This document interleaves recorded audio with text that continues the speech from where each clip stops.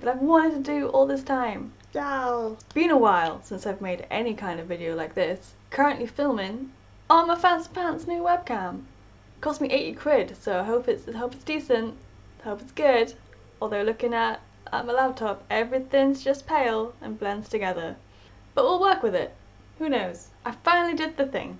I've been working on and off on a project for the last couple of months, and if you can't tell, surrounded by all of the things, I've been making little game plants.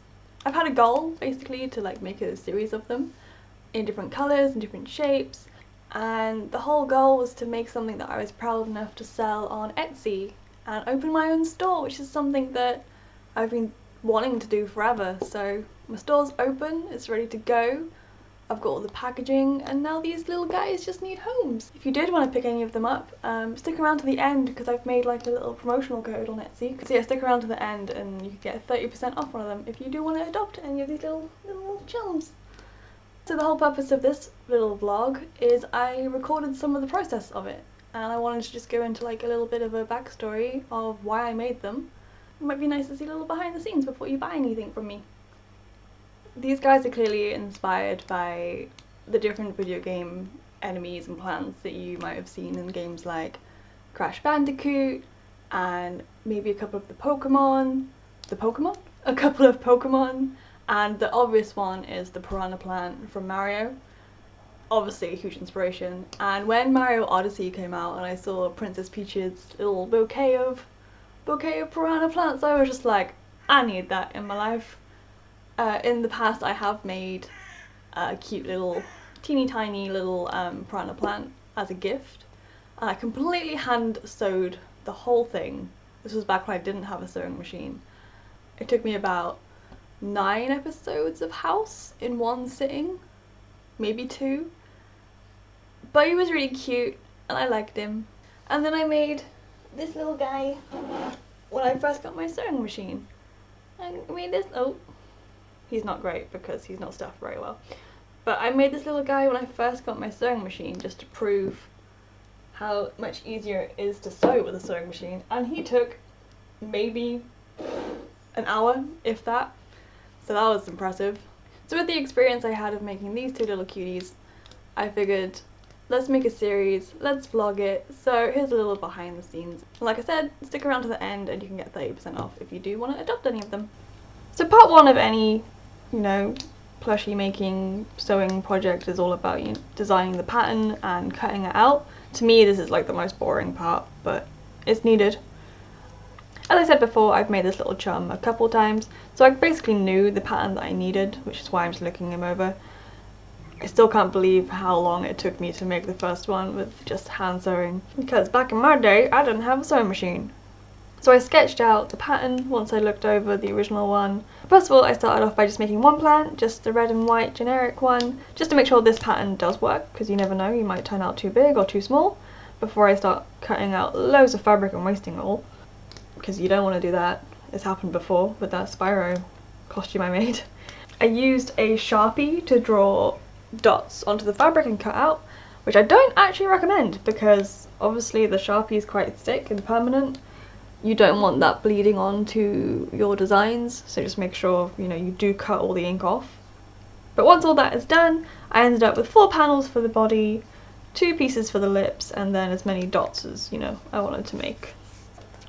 Part 2 is all about the sewing, using that sewing machine. No hand sewing this time, because I got Sparks. Yep, I have named my sewing machine. I've named him Sparks, as in Sparks and Spyro from the amazing Spyro trilogy. And if you haven't heard about the remake, where have you been? I'm crazy excited. You have no idea. But anyway, back to this. Using sparks, I basically just sewed all 4 panels of the body together, which is really, really easy.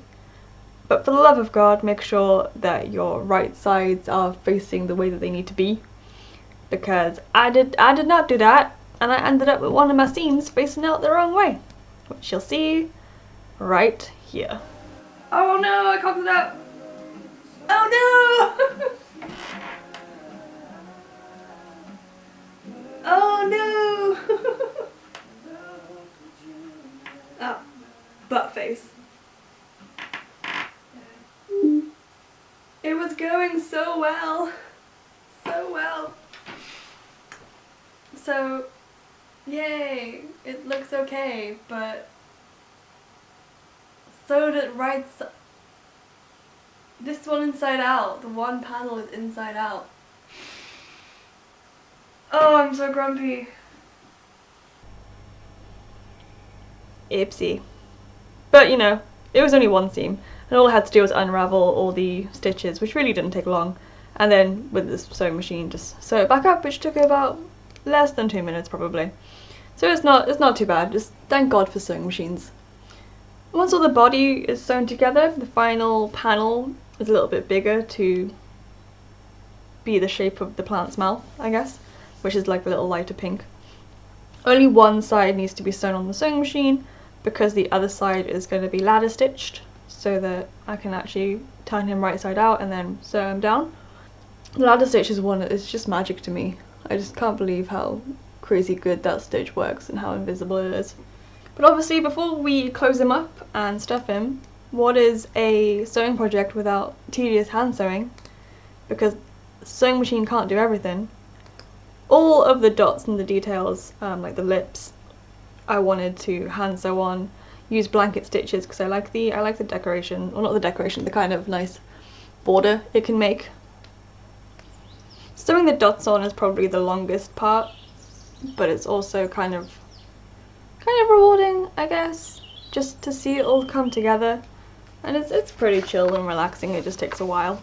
But this is basically the current plant done and finished, and I was happy with how it turned out. So it was then time to start planning the rest of the series and like what colours and fabric and techniques I wanted to use. And here's past Bailey explaining what I wanted to do. Hello! I've finished the head of the piranha plant, and here he is. Wah, wah. Wah, wah, wah, wah. Pretty happy with how he's turned out. It was a lot quicker to make him than I thought it would be. The only thing I've got left to do for him now is create the stem, but I tried to make that yesterday and I think I had like 3 failed attempts, to the point where I ran out of green thread. So yay, whoop. But I thought instead of stop making it all together, put him to the side and see what fabric I've got left and make a series of them, which is my intention anyway. So yesterday I went through all the fabric that I have, and I'm going to start cutting it out, ready for the rest of the other ones I want to make. So got a lot of green, a lot of different shades of green for the stems and some leaves, and some different shades of pink for the mouths. And my whole plan is to make 6, I guess 7 if you include this little guy, all together. This one I've got kind of like really dark blue and some nice, I've had this for years, some nice like starry felt, like glittery stars. Thought it would be nice to make like a little kind of midnighty blue nightshade kind of plant, so use blue for the body and then stars for the spots. That might look cool. Got some purple left over because I've made many spiral related things in my past, and some kind of, I don't know if you can see, but some kind of sparkly white felt, so very similar to like the poisonous piranha plants in Mario. So purple body, sparkly white dots. And then I forgot that I have this. It's kind of like pink polka dot fabric, so that's definitely going to be one. It's really thin though, so I'm going to have to like double up the fabric for each panel, but that'll be the body. And then probably just bigger felted white dots for him. And then the final one, because what's a project unless I make something pink related? Kind of like a magenta, I guess it's magenta pinky with some more white. So while Past Bailey works away at creating the other 4-5 plants, I just wanted to talk a little about actually making the store, making my little Etsy shop. I've dreamed about potentially selling my little crafty creations for years now, but obviously going to uni and full-time work, it was always just a hobby and in the back of my mind. And now that I'm kind of older, I guess, I finally got some time to the side and I really want to give this a go. And while I don't have really much of a following or the marketing, I'm gonna work towards it, and hopefully one day I will sell something. I'm just happy that I finally got this up off the ground and going, because if you don't try, you'll never know. So let's see where this takes me. It's a nice little adventure. The link to my Etsy store will be in the description along with all my other social medias, so feel free to check them out.